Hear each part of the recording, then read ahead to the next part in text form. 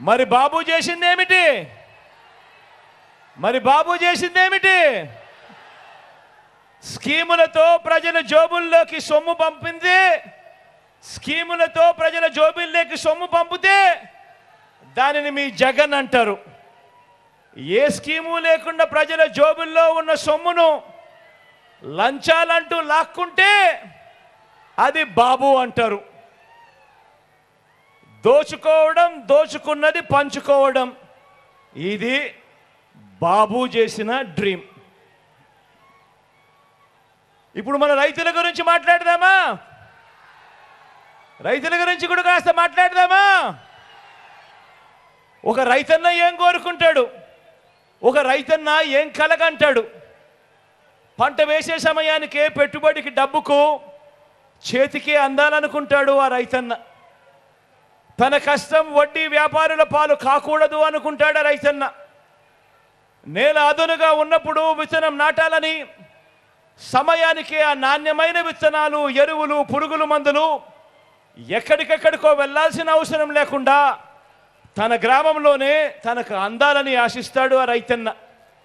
పంట బాగా పండాలని, చీడపీడలు ఆశించకూడదని, కరువు వరద రాకూడదు అని, పండించిన పంటకు సరైన ధర రావాలని కోరుకుంటాడు రైతన్న. ఏదైనా రాకూడని విపత్తు వస్తే, పంట చేతికి రాకపోతే అప్పుల పాలై రోడ్డు పాలు కాకూడదు అని ప్రభుత్వం ఆదుకోవాలని ఆశిస్తాడు ఆ రైతన్న. ఇది ఆ రైతన్న డ్రీమ్.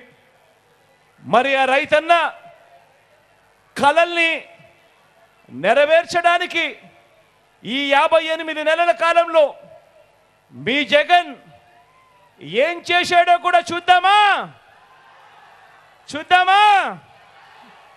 మీ జగన్ మరి రైతన్నల కలలు నెరవేర్చేందుకు మీ జగన్ 1/2 కోటికి పైగా రైతుల మొదటి కళ పెట్టుబడికి అండగా ఏ స్కీమ్తో నెరవేర్చాడు అనంటే వైఎస్ఆర్ రైతు భరోసా అనే స్కీమ్తో నెరవేర్చాడు మీ బిడ్డ. గతంలో ఎప్పుడైనా రైతు భరోసా ఉందా? ఇలా రెండు చేతుల పైకి ఇలా ఇలా ఇలా ఇలా ఇలా ఇలా ఇలా ఇలా ఇలా మరి వచ్చింది ఎప్పుడు? ఈ 58 నెలల కాలంలోనే మీ బిడ్డ ముఖ్యమంత్రి అయిన తర్వాతనే. గ్రామంలోనే ఒక రైతు భరోసా కేంద్రం వచ్చింది. ప్రతి ఎకరాకు ఈ క్రాప్ అయినది. ఒక ఉచిత పంటల బీమా వచ్చింది. పగటిపూట 9 గంటల పాటు రైతన్నలకు ఉచిత కరెంట్ అందుతోంది. సకాలంలోనే రైతన్నలకు ఇన్పుట్ సబ్సిడీ, ఆర్బీకేల ద్వారా దళారీలు లేని పంట కొనుగోలు చేస్తూ ఉన్నది. ఎంఎస్పీకి మించి జిఎల్టీ అనే పేరుతో ఇంకా రైతన్నలకు అదనపు రేటు ఇస్తూ ధాన్యం కొనుగోలు ఏకంగా 65,000 కోట్ల రూపాయలు ఖర్చు చేసినది. కేంద్ర ఎంఎస్పీ లేని ఇతర పంటలకు సైతం మరో 7,200 కోట్ల రూపాయలు ఖర్చు చేసి ధరలు పరిపోకుండా ఆ రైతన్నకు తోడుగా నిలిచినది. జరిగినది ఎప్పుడు అనంటే అది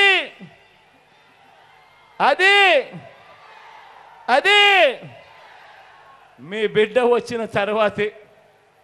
రైతన్నలే కాకుండా అదనపు ఆదాయం చూపించాలి ఆ రైతన్నలకు అని చెప్పి అమూల్ను తీసుకురావడం ద్వారా పాడి రైతులకు అండగా నిలిచింది కూడా ఎప్పుడు అనంటే అది 58 నెలల కాలంలోనే. ఏకంగా 35 లక్షల ఎకరాల భూముల మీద రైతులకు పూర్తి హక్కులు ఇచ్చినది ఎప్పుడు అనంటే అది కూడా ఈ 58 నెలలలోనే మీ బిడ్డ ముఖ్యమంత్రి అయిన తర్వాతే. ఈ డ్రీమ్స్ అన్నింటికీ స్కీమ్స్ రూపకంలో సమాధానం చెప్పింది ఎప్పుడు? ఈ 58 నెలల కాలంలోనే మీ బిడ్డ ముఖ్యమంత్రి అయిన తర్వాతనే అని కూడా సగర్వంగా చెప్తా ఉన్నా. ఇది రైతుల డ్రీమ్, ఇది మీ జగనన్న స్కీములు అని కూడా సగర్వంగా చెప్తా ఉన్నా. మరి రైతుల గురించి ఈ బాబు ఏ రోజైనా ఆలోచించాడా? ఆలోచించాడా? ఓ చంద్రబాబు, ఏమయ్యా చంద్రబాబు, వినవయ్యా చంద్రబాబు, సమాధానం చెప్పవయ్యా చంద్రబాబు, రైతుల గురించి మరి నువ్వేం చేశావు, నువ్వేం చేశావయ్యా అని చెప్పి చంద్రబాబుని అడిగితే చంద్రబాబు ఏం చెప్తాడో తెలుసా? వ్యవసాయం దండగా అంటాడు. రైతులకు ఉచితంగా కరెంట్ ఇస్తే ఆ తీగల మీద బట్టలు ఆరేసుకోవాలి అని అంటాడు. రుణమాఫీ చేసేస్తా, మొదటి సంతకంతోనే పెట్టేస్తా అని నిలువున మోసం చేశాడు. బ్యాంకుల్లో పెట్టిన బంగారం విడిపిస్తా అని చెప్పి ఏకంగా ఆ బ్యాంకులు రైతన్నల బంగారం వేలం వేస్తా ఉంటే చోద్యం చూశాడు. రైతన్నలంతా ఒక్కడి గుర్తుపెట్టుకోండి, మీ పొలాలలో పెట్టే దిష్టి బొమ్మనైనా నమ్మొచ్చేమో కానీ చంద్రబాబును మాత్రం నమ్మలేము అని చెప్పి ప్రతి ఒక్కరూ గుర్తుపెట్టుకోండి. ఆలోచించండి. గతంలో ఎప్పుడూ జరగని విధంగా ఈ 58 నెలల కాలంలోనే ప్రతి ఒక్కరి కలని నిజం చేయడానికి మీ బిడ్డ పాలనలో అడుగులు పడ్డాయి. ప్రతి ఒక్కరూ ఆలోచన చేయమని అడుగుతా ఉన్నా.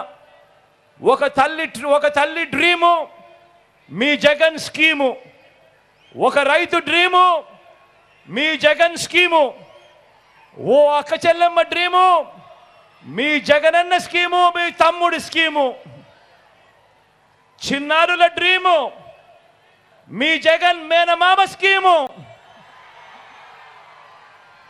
అవ్వ తాతల డ్రీము మీ మనవడి స్కీము, యువత డ్రీము మీ జగనన్న స్కీము. ఇవన్నీ కూడా కళ్ళెదుటే కనిపిస్తా ఉన్న వాస్తవాలు. అవునా కాదా అని మిమ్మల్ని అందరినీ అడుగుతా ఉన్నాను. ఇప్పుడు మరో ముఖ్యమైన కళ గురించి చెబుతా. నిజంగా ఈ కళ ఈ కళ వింటే మీరు కూడా ఎంతో సంతోషపడతారు. మరో ముఖ్యమైన కళ గురించి చెబుతా.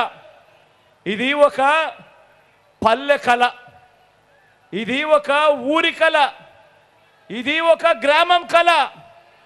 అవును, ఊరికి కూడా కళలుంటాయి, ఊరికి కూడా కళలుంటాయి.